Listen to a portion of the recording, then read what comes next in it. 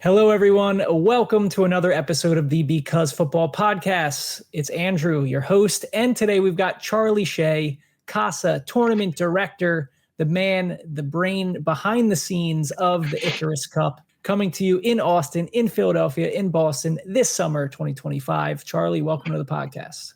Thank you very much for having me, Andrew. Thank you, everyone. Hello. I look forward to talking with you all. I love the Icarus Cup. I love soccer. I'm going to plug my video from Icarus Cup 2024 in Philly. I love Icarus Cup. I love soccer. That's basically verbatim one of your cameo lines in that video, but it's the truth, isn't it? Yeah, it is. And that's a great video, Andrew, which I really liked. And if anyone's listening to this and wants to watch like a slightly longer form, like super intimate, man on the ground, like telling of the Icarus Cup thing, Andrew's last video was awesome. And I think he did a great job at just talking to the different players and coaches and vendors and watching from the sidelines. And I really appreciated seeing an outsider come in and show so much care in their view and in the way you documented it to like share it. And I thought it was super dope. So thank you for that. No, thank you, man. I appreciate the recognition. And it was fun for me, man. That was my second Icarus Cup. Both times as, fans, just wanting to be around it and wanting to be around that soccer community and very like-minded, like-hearted people. So it was really my pleasure and excited to do it all again this year and doing this with a little bit more forethought and preparation for it too. But we're going to get to Icarus Cup. We're going to get to CASA and all that good stuff. But we're going to get to know you a little bit more, Charlie, with the question we start all of our podcasts with. It's a goodie. What's your earliest memory of soccer? Man, I grew up in New Jersey and you play as a little kid. So my earliest memory is being little, second grade, third grade, and playing soccer like that. But I didn't like it. And I never played my whole life. And then as an adult, I fell in love with it backwards. But I was a soccer hater for the broad majority of my youth and adolescence. Wow. Kind of weird, right? Yeah, very weird, man. I want to get more into that. Tell me about that then, the soccer hater. Was it, because I feel like there's definitely, we're kind of moving out of this phase, which is amazing to see, where I don't think it's as cool to hate soccer anymore. Every year you look on the timeline, it's a little bit less cool to hate soccer and cooler to like it. So I can definitely remember those years, at least probably around our age, where we're kind of this middle point. But obviously, if you didn't like playing it, that makes sense. But what was kind of that spark that then turned things around for you? Soccer was for girls. Boys played football or baseball. The part of New Jersey I'm from is very big into wrestling, scholastic wrestling. That was my big sport in high school. And then it was after a wrestling practice. I'm laying on the couch. I'm so tired one morning. We had an early morning practice and I was watching TV and soccer came on the TV. It was a FA Cup game, Everton versus Arsenal. FA Cup, nothing like the magic of the FA Cup. The magic of the cup. It was a young Lukaku, dreadlocks Lukaku, tearing it up for Everton. They had, Kevin Morales, Leighton Baines, Seamus Coleman crashing up the wings. And I went to change the channel because I'm like, I'm not watching soccer. But I couldn't find the remote. It was under me in the couch cushions or something. And I was so tired. I was like, I can't even look for it. I couldn't be bothered to look for it. I'll just watch. Boom. The apathy, laziness. And the apathy melted away. It melted away because I couldn't deny that what I was watching was super entertaining. And I could tell that the athletics behind it were really impressive. And just like that, I was like, what am I watching? I looked up the teams. The little ticker at the bottom says Everton EVE versus ARS. Looked up EVE soccer team. And Everton, okay. And I started rooting for them, and I literally picked it up in a day. Just in one session, I got exposed to it, and that was senior year of high school. And I watched, it was the 2014 World Cup in Brazil. Awesome. So it was I saw the Premier League game and then got to watch the back half of a Premier League season. And then the World Cup happened, and the World Cup really gave me the chance to Great like timing. start like binging soccer. That was Germany 7, Brazil 2 was that year. I remember watching that and being like, 7-1, bro. I'm a Germany oh, fan. I got to correct you on that one. Yeah, sorry, 7-1. Brazilians. But that is a really fortuitous time to fall in love with the game, man, leading right into a World Cup. I want to back up a little bit to kind of that Sure. pre that moment, right? The perception, and kind of investigate that, how it's changed. Soccer's for girls, right? Yeah. Football's Yeah. for, wrestling, American football stuff is for boys. Yeah. That's definitely I think a unique thing in the US, even is that we have such a developed and quality elite women's game. Like, I've been traveling around the world this year, and many places are just getting started, right? And formation of leagues is even ahead of the cultural aspects in many ways. Now you're looking at like the UK is blowing up right now, NWSL. But with that in mind, like, and talking about kind of the community piece of Icarus Cup, could we talk a little bit more about that? Because I think that was something that probably a lot of us listening, similar ages, like something we all kind of navigated through, and now are seeing that not only is, that's not true, but also like the women are incredible at it too, even though the rest of the world's catching up. And I can remember when I was playing when I was little. When you're little, the boys and girls, there's no like athletic difference between the two. We're like Exactly. 8, and girls are maybe like hit puberty a little faster. And I was like small growing up, so it was never like the boys were better than the girls. The girls were always like better at soccer and like beating us up.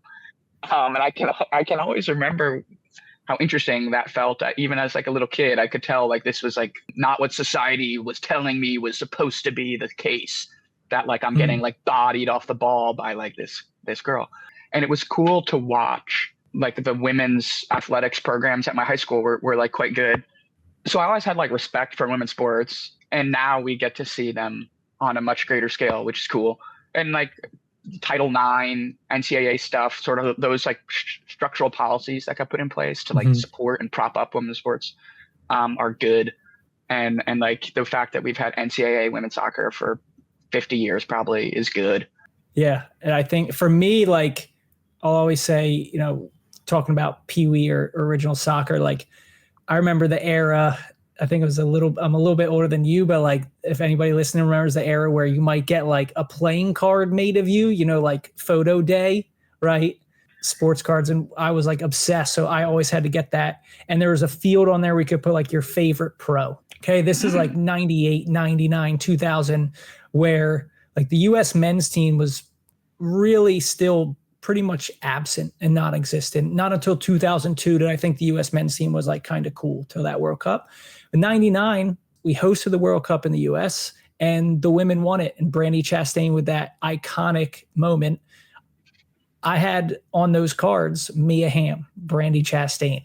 Like, as my favorite player, I look to that. And I think that's something unique about American soccer that we have as part of our like legacy, is that, that team, and then continuously, because of the success of the women's team and like some of the structural advantages that you mentioned that we have compared to other countries, is a really kind of special, unique part of US soccer culture that I feel really thankful for when I travel around, and there's a lot of history and tradition. It's very rich, but in many places it's still quite one-sided, whereas we've had a much more balanced sort of soccer tradition, which I think was pretty awesome. And I know that comes out in Icarus Cup and like the CASA programs that you guys are running as well. Yeah. You were a young progressive king, Andrew, with Brandi Chastain on your little player card. Good for you. No, I wrote to her, man. I was also obsessed with writing to sports teams and stuff. And I wrote to her, and I still have this like signed picture she sent back. I think I still have it framed like in a box in my attic somewhere. That's something awesome. Like, dreams do come true. It's pretty epic. I'm definitely, when I get home and I set up like my YouTube background, you guys will all see in the future, that's definitely going there, that Brandi Chastain. For sure. We've been incorporating more women's stuff into Icarus Cup stuff now. We're offering women's divisions, women's plus, across all of our locations now, which is cool because we were always knew the women were out there. And maybe some element of that is like, if you build it, they will come, like we just had to like put the offering out there and advertise it and market it and make connections and talk with people. And that's really good. We've got a nice scene in Philly. We have like a woman named Kristen Lepley who runs our like community outreach and women's plus soccer programming. I want to bring it back. We're talking about CASA, and most people listening will probably have an idea of who you guys are. And I'm just going to break down this simple organizational piece. Icarus Cup, collaboration between Icarus FC, the jersey aficionados, right? Legends of the kit design, aesthetic game for footy, the cultural piece on a very wide scale that has touched a lot of us. And then CASA, you guys are running leagues. You are the organizational planning backbone. That's what you guys do. In Philly, you got leagues in Boston as well. And then you guys collaborate with Icarus to run these incredible events. So fill in the gaps for me and for everybody listening of what I'm missing out with CASA, and then tell us how you got started with CASA. Sure. CASA, the CASA Soccer League, a 501c3 nonprofit dedicated to high quality and affordable soccer for all. Yeah, it's serious stuff, Andrew. Face you through. It is high quality and affordable soccer for all. What a mission, like that's it real. Is. That's not what I'm laughing at all, everybody. Very unprofessional. And we're coming up on our 20-year anniversary in Philly this summer. Pretty amazing, dope. Dude. I know 20. I had no idea. 20 years. That's awesome. I've been with CASA for like 5 and change years. We run adult amateur soccer in Philadelphia and like South Jersey. For those not from the region, those areas are quite close to each other. There's a lot of overlap. And distinct, yes, but also distinct. But also distinct. And then we run a league in Boston now as well. So that's like super cool to grow and try to bring high quality and affordable soccer to more people in different places and by players for players. So we think that we do like a good job of running leagues. We look around and some of these leagues and different places just feel kind of half-assed. And we talk amongst ourselves like, man, if we were a player in that league, like it would be pretty lame. There's no cool stuff. It's What's organized some of the cool poorly. stuff you think you guys offer? Yeah, in comparison, man, on a basic level. Yeah, give it to us. On a basic level, photographers. We pay photographers to come out and take some pics at the games. And it's like, boom, like the quality of life changed just like that. Like people want to be able to share a photo of them and their soccer team. They come out every weekend, rain or shine. Like, can we give something to them? Because they're giving a lot to us in terms of like time and money and effort and care. So, I mean, that's like a little thing. But then we do like social programming, like watch parties for Team USA and community stuff. And we play in the leagues ourselves. So when you have some complaint about this or that, you're not just like emailing that commissioner guy who you don't know, you've never met, and he won't respond. Right? Yeah, we're so intimately associated with the leagues that instead it's like people come and like might get in your ear on the sideline and you're like, hey, I'm off the clock right now. I'm on personal time with my team right now, send me an email. But like, it's all good. But you see it, right? And you guys are there and like being present. There was one year I did CASA. I always felt that really like all parts of the Philly soccer community were represented within the CASA leagues. And like really playing in the city, multiple locations, things, but like really felt in touch in that way. And then I think what's been really cool and for some of us at different stages are playing might not be as important, but like you guys have had this kind of relative promotion relegation piece, or at least those levels, right? It's something to aspire to. Like in a lot of the smaller leagues, you might have tiers, right? With some of these facilities and different places that are running it, but it's not this same like aspirational thing of like, hey, like we're going to start at this level and grow. And there's something so beautiful about that as you like start a team from very little and you're struggling to get guys and you go to year 2, 3, 4 and that community starts to grow, people come and go. But I think like the way you guys have set things up, not only from kind of the spirit you bring to it, but that structure as well, I always thought really stood out as compared to even other parts of the country I've seen, even part of the greater Philadelphia area. Yeah, for those who don't know, CASA's running 7 divisions pro rel, and that's just for our traditional like 11v11 leagues. And we also run 7v7 and 5v5 and pickup. And we got 3 to 4 divisions pro rel in 7s. I think 5v5 might be just like sign up for what you want to play. but those are like the new programming we offer. I'm proud that we offer different types of soccer for people who want a different experience. Not everyone needs to be grinding out 11v11 90-minute games every weekend. But your role, you said you've been with CASA the last 5 years, tournament director. Tell us a little bit about kind of like what some of your main responsibilities and what goes into what you do to keep everything ticking. Yeah. So CASA runs tournaments across like different locations and for different things. And I help us like organize and like execute on these tournaments. So that means big tournaments like the Icarus Cups in Austin, Philly, Boston, and smaller tournaments like 77 and 5v5 charity tournaments in Philly. We just ran the Women's Empowerment Cup, raising money for women in sports. We had like 28 teams playing 5v5. Awesome. We had 3 divisions of women's. We had Mixto reverse, which is where like normally when there's co-ed, there's like a bunch of guys and it's like, all right, like you need to have 2 girls on the field. This was like a bunch of girls and it was like, all right, and you need to have like 2 guys on the field. So it was fun to like flip the gender, normality on that. And it was super good. We run another one, the Palangi Memorial. He was a CASA player who passed away too young, and we raised the money and donate it to a charity of his family's choice. And I help organize them. And that means on the back end, I'm like making spreadsheets with the teams and scheduling the games. It means I'm organizing our email campaigns to let the players know that the tournament's coming up. And here's the dates and here's where it is. It means I'm organizing some like Instagram content and outreach. Maybe I help to book a photographer to cover it.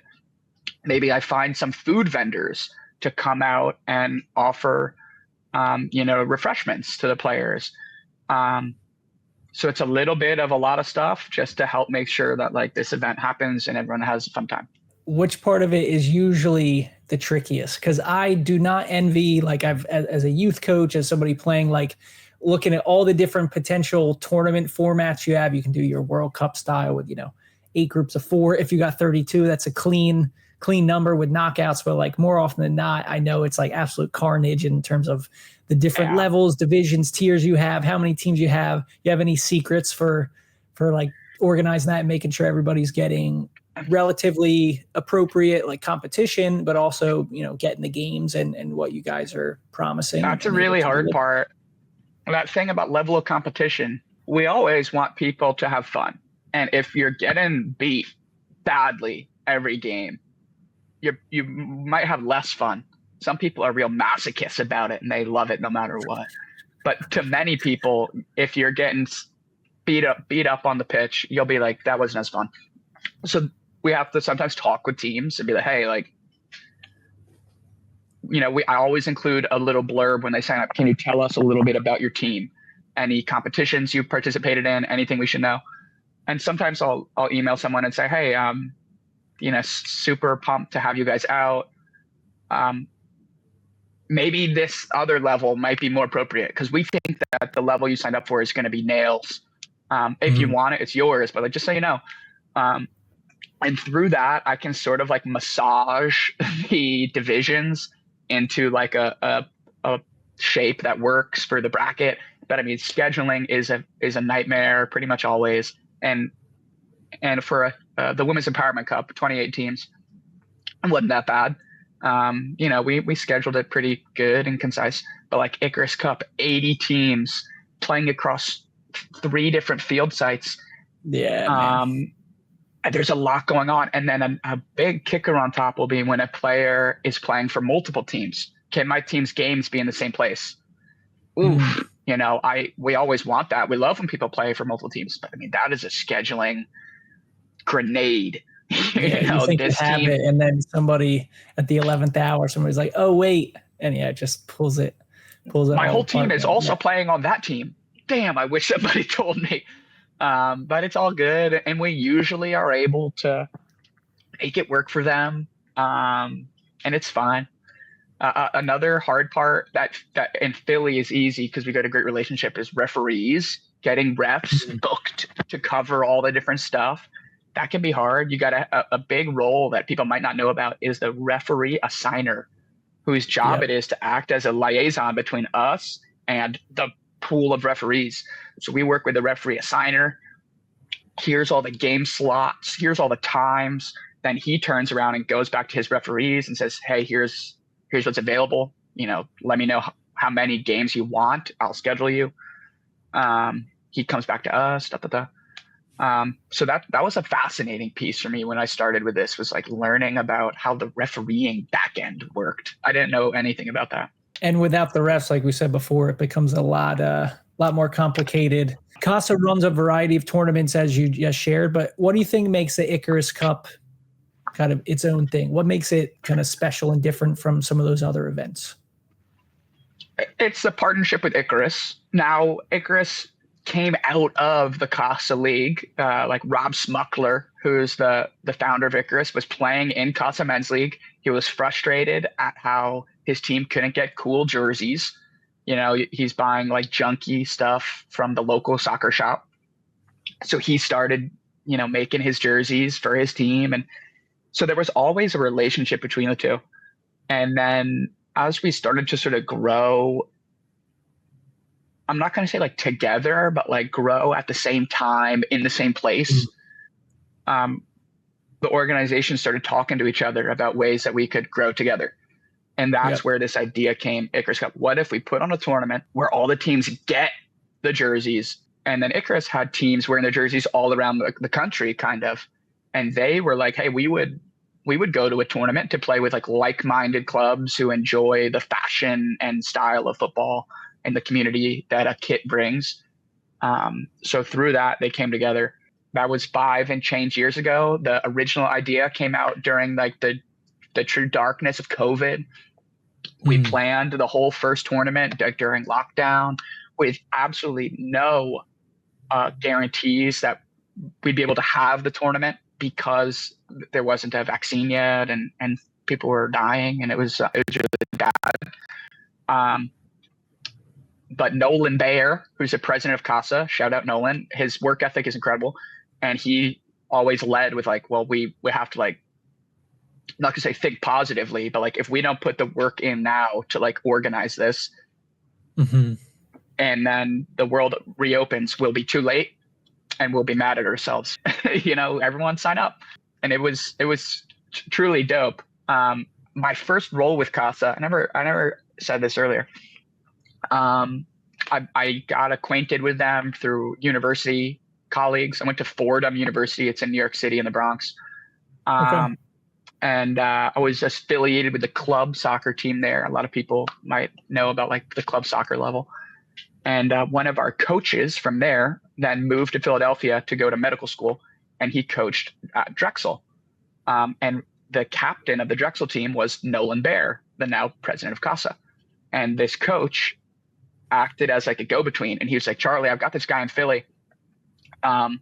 He's serious, man. This guy is good. Like, they're running a really tight operation down there. So he put us in touch, and we started talking. My first role was as like a weekly reporter for the leagues. I covered the Primera and Segunda divisions. I would message the captains after game weeks and be like, all right, I saw it was a 4-2 win for you today. Tell me how the boys felt. And I would write up little blurbs that would go out in a newsletter. And it was like so silly and fun.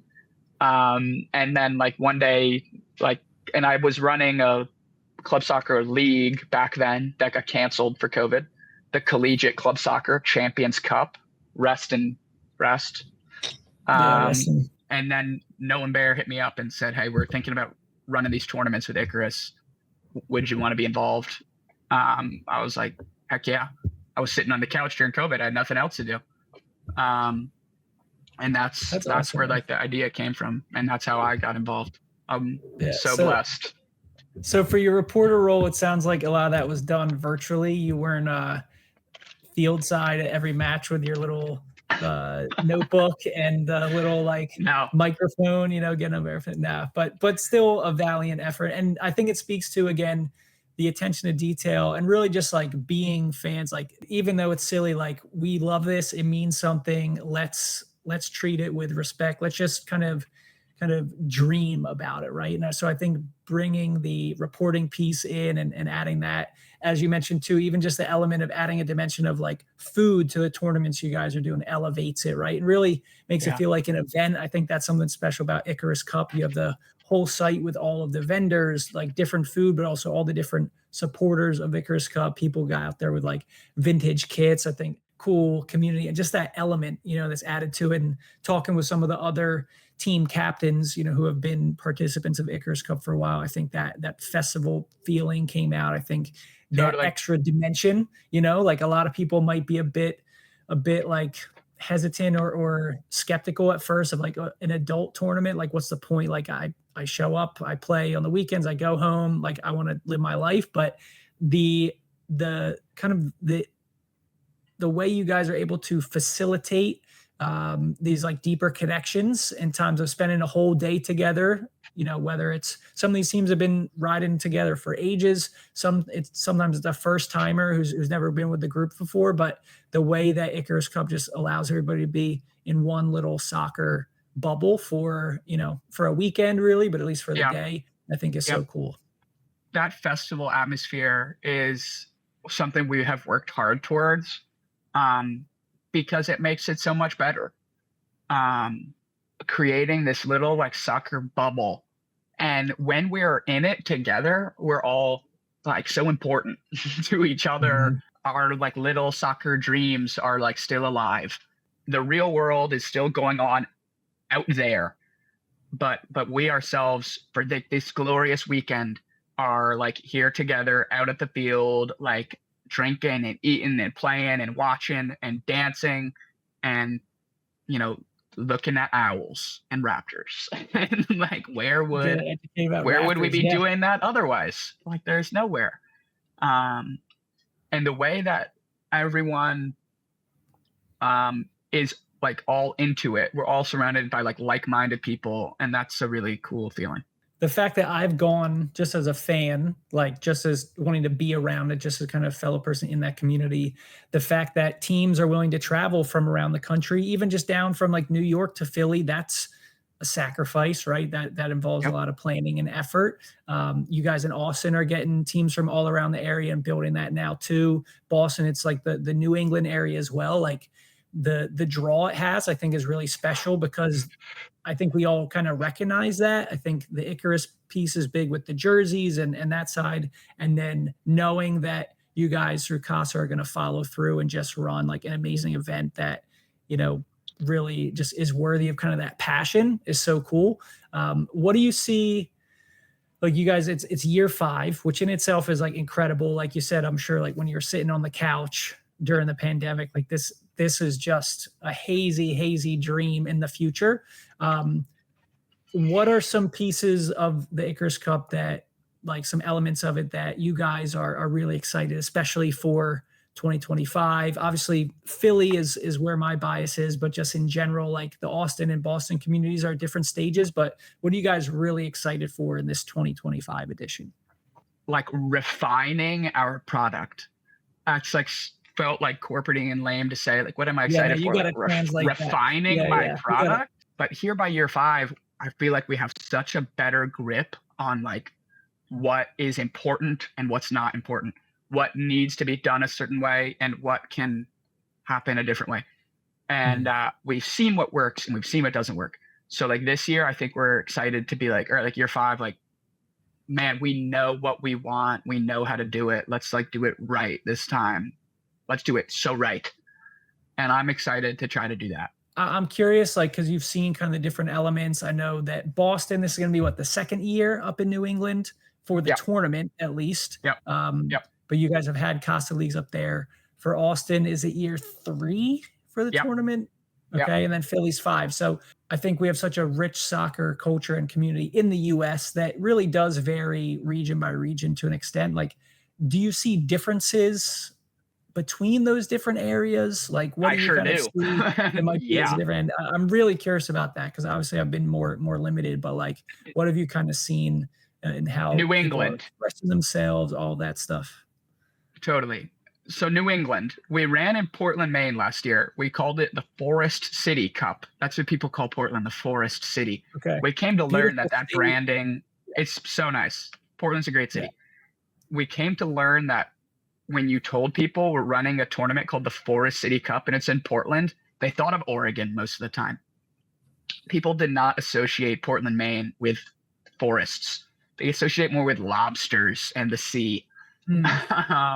But that tournament was dope. We had like 20 something teams. We ran in Portland at a great stadium, which is now going to be the home of the Portland Hearts of Pine USL team. They have a new USL team. New club. Yeah, very exciting. And there's no pro sports teams up in Maine. They have the NBA like G League team for the Celtics is up there. Okay. And like I think, and then they have like a minor league baseball team. But they don't have any pro sports. So I would say about New England, the people up there have nothing to like do. There's like no cool stuff. The universal response was like, wow, this tournament is awesome. There's nothing like this up here. You know, we would love to participate in something like this. There's a lot of, so we ran in Portland. It was great. CASA runs leagues in Boston. And we thought, all right, let's move it from Portland to Boston to more like closely aligned with our Boston leagues. And let's bring it into a full-blown like Icarus Cup. So Icarus Cup Boston sort of came to be, but it's sort of like our second year up there. There's a lot of universities up there. So there's a lot of like alumni teams and club teams and a lot of soccer gets played up there. So we feel good about it because we know there's a good soccer community and the people across New England, New Hampshire, Vermont, Maine, Mass, Rhode Island, they don't have a ton of like well-organized stuff to participate in. So we feel really nice about that. Austin, Texas. I live here in Austin, by the way, and moved here like 3.5 years ago and started running the tournaments. A thing I came to learn down here when it comes to tournaments, the teams want cash prize. They are big on cash prize. And they want the dinero, man. They do want the dinero. Yeah. And there's a lot of Hispanic teams down here. And if you don't have a cash prize, they don't care. So that was like a really interesting thing because we don't do cash prize and we're not about it. That's not about our ethos. So it was like a little bit hard for me at the start to like get teams to see that like, hey, like just because you're not gonna like win money, like doesn't mean you can't have a fun time, guys. So like everyone, they go to these cash tournaments and like only like one team leaves with the cash. Like everybody else loses. It creates a whole, that's a very different vibe. There's nothing wrong with it. It's cool. Like it's exciting. It's cool, but it definitely creates a different feeling. They're probably missing out on a lot of people in that soccer community who like aren't really equipped or down for like, I'm not trying to go play for cash really, unless it's under like $5 maybe, but you know, even then, I'm not really trying to put money on myself or my boys who I know aren't like in tip top shape, you know, like, I think there's a lot of people who fit more the Icarus Cup side, which still, it's not quite like Kumbaya. Let's all get together. But I think there's more, there's definitely more of a spectrum of that competitive like community piece that you guys are offering. Yes. And one thing that we don't like as organizers is when Icarus Cup gets written up as like a kumbaya piece, like no matter what, like everyone has fun because you saw in person, the teams there are going hard. The teams are playing really hard. Everyone wants to win. So the competitive stuff, it does itself. One element about Austin, this part of the country, Texas, is super big. And for teams to travel, it was harder for us to get travel teams from out of state. Because, for instance, to come from Houston to Austin is a 3-hour drive. That's the same as going from like Delaware to Philly or New Jersey to Philly or New York to Philly. People wanted like travel teams. I'm like, well, I got like this team from San Antonio and like this team from Houston. Like, trust me, they're traveling. But now we are getting teams from all around like middle America are coming to Austin because it is viewed as like a destination vacation city 100%. for friend groups. 100%. So we've got teams from Cali and Washington State and Utah and Illinois and like Minnesota who come down to Austin for good weather and like good times. And that's super nice. And we appreciate it a lot. There's some great leagues here in Austin. There's the Austin Men's Soccer Association, Austin Community Soccer Association, Austin Women's Soccer League. And they're running like super great 11v11 programming every week. There isn't as big of a 7v7 culture here. There's one main 7v7 operator in town called Bat City. It's actually run by like an Irishman from Philadelphia. Interesting. And they run like super strong 7v7 programming. And then like the Icarus Cup comes in like, once a year, and we pull from all of them. And so it's been cool to see the way that, for instance, the teams that play 7v7, like Bat City, they're usually better at 7v7 Icarus Cup than like the best teams from 11v11 are trying to learn how to play sevens. You guys don't offer cash prizes, but if you were to offer some kind of non-cash object prize or something, what would that be? We have worked on trying to like figure out what sort of like little prize to give. It's like we try not to be too gimmicky, but to still have something. We've done like a little skateboard one time, which was funny. It was like Icarus branded skateboard. Our trophies are these little like amphoras, like very Greek looking, playing into the sort of Icarus Greek myth making. And figuring out that the right trophy is like so hard.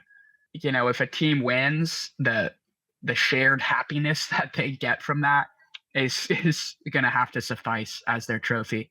And like the shared pride that they get to have at like having succeeded in this thing, that shared pride, that might be the most important trophy of all.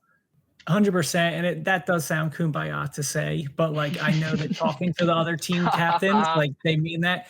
Yeah. And you never know, one day you could guys, maybe throw in like an ice cream party, right? Or you guys get magic sundaes or something That's like that. Right up our alley. That's right up our alley. Back, the mix of this, yeah.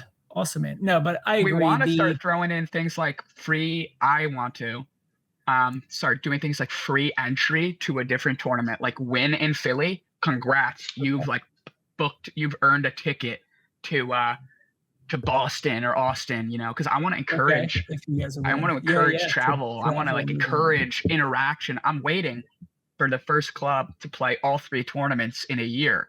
If anyone out there wants a summer of soccer, Austin in late May, June, Philly in mid-July, Boston in August.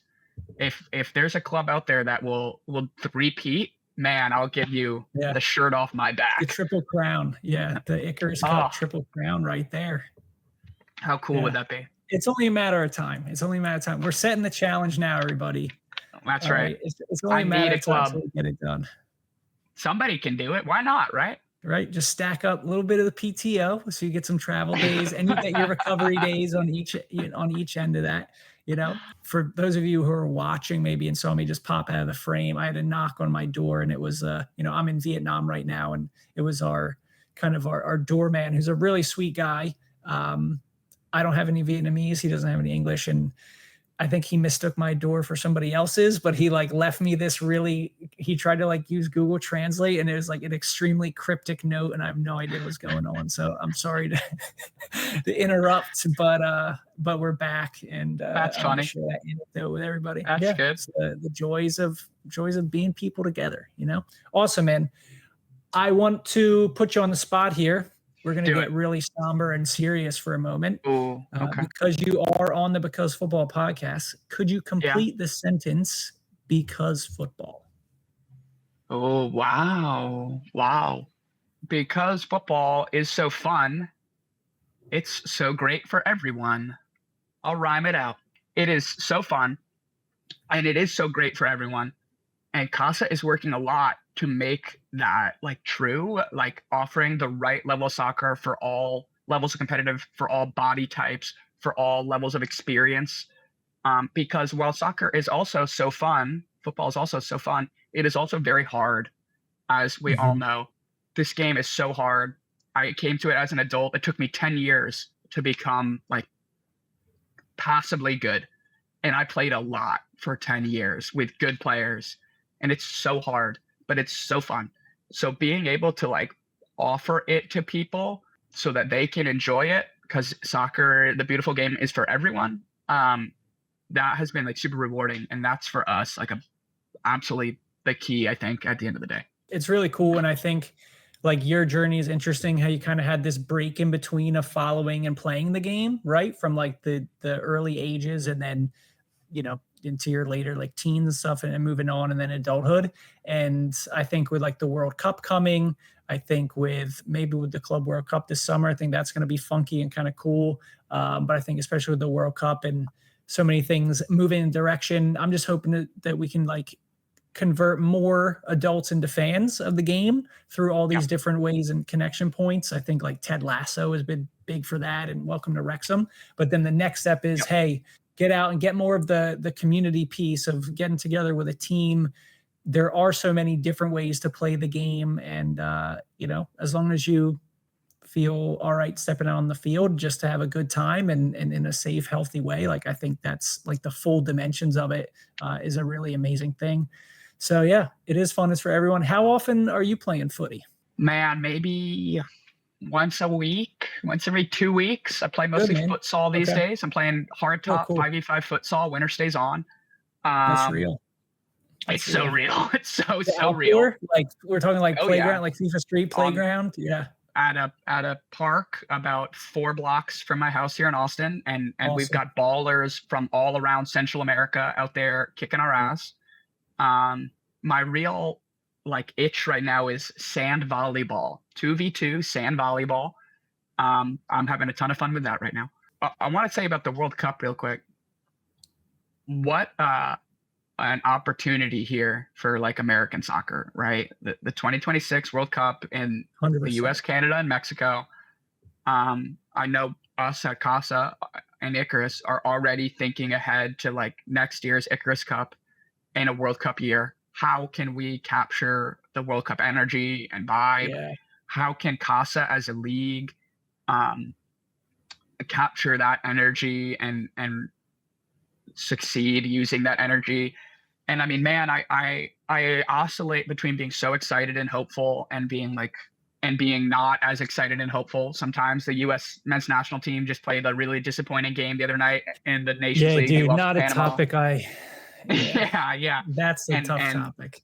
But man, I mean, it could be so righteous. Like what it could be, exactly what it could be. It could be so good. So we're looking forward to that so much, and we're gonna do everything in our power to like make that as baller as possible. Because I don't know if I'll see it again in my like adult lifetime. I'm 28. True, maybe it'll come back in like 20 or 30 years, maybe. Yeah. We had it in 90 something. 94, and now we're getting it out. What's the math on that, everybody? I don't feel like doing it. 32 years, something like that. Yeah. So, yeah, that is for some a lifetime, And I think, but here's the thing though, if FIFA has its way in the next like 32 years, like the World Cup's going to be happening every day. Like the World Cup is just going to be this ongoing thing in every country. And then like, it's going to be all 210 countries, and it's going to be some like absurd thing. And then everybody's going to be like on their jetpacks or like, apparating from country to country to watch the game. So I think, if FIFA, we keep going in this direction, it's like everybody, it's like you and I will be playing in the World Cup in 32 years. I'm looking forward to it. There will be a place for us. There's going to be a place for us. Yeah. I'm really hopeful because I mean it's the world's greatest sporting event. I am sort of partial to the Olympics when we think about like world's greatest sporting event, for the record.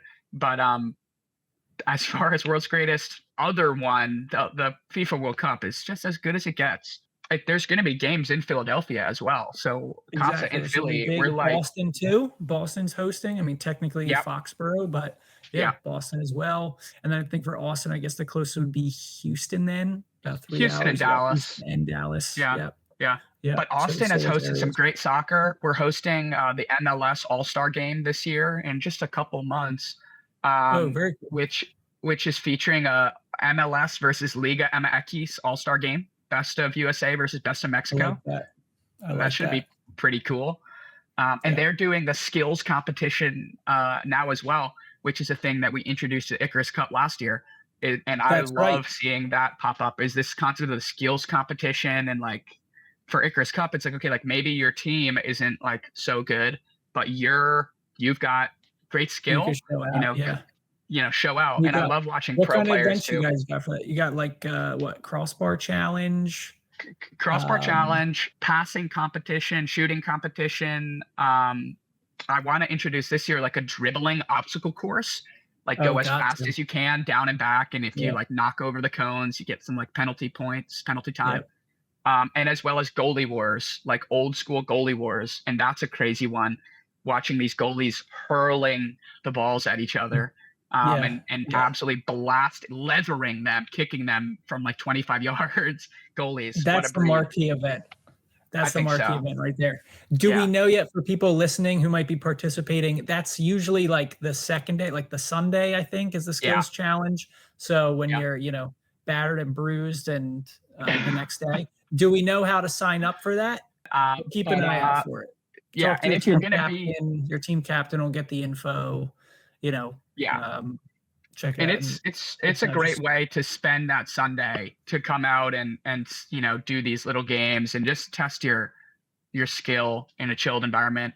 And I love watching professional players show their skill at something, because you get to realize these guys and girls are all so good. They are so good. They are in just the top percent. And I love watching people who've dedicated their lives to something, like get to show that, like that mastery of technique and stuff is really satisfying to me. Yeah. There are ex-pros, legit college athletes and international too, that are part of Icarus Cup. Like you said, it's not just kumbaya. Of all of those challenges, Charlie Shea, which one do you think fits your skill set the best? I am best at the passing challenge. I'm a good passer. Okay. When I first learned the game, I was playing at Fordham, and all my friends played for either the club team, which was very successful, would travel to nationwide tournaments, or the Division I team, which when I was there made the Elite Eight, beat Duke in UNC, beat Duke in North Carolina. On for A10, right? Yeah. Yeah, A10. So, and when I would play soccer with them, they would show me absolutely zero mercy. And if I tried to dribble with the ball, they would come and take it. So when I got the ball, it was just distilled into me, like, you must get the ball, pass the ball. I was like a Pep Guardiola molded type baller. So my passing is good. So I really enjoy the passing comp last year. It's literally like playing a FIFA mini game, people. If anyone here played those little skills 100%. Games in FIFA, it's just like it. And that is super fun, super funny. What's your best? Cool. What do you think your best contest would be, Andrew? Of all of those now, I'd probably do okay. The passing, I would rather put my hat in the ring for probably the crossbar challenge. There's just some, I've coached a lot as a coach, like, every training session, the touches you are getting, you got to have at least one cheeky chip at the crossbar, like at least. So that's something I've stayed relatively consistent with over the years. Let's turn the camera on this guy. Yeah, man. So excited for it. Really pumped. I'll be in Philly. And, everybody listening and watching, we'll see you guys all over the country, Icarus Cup.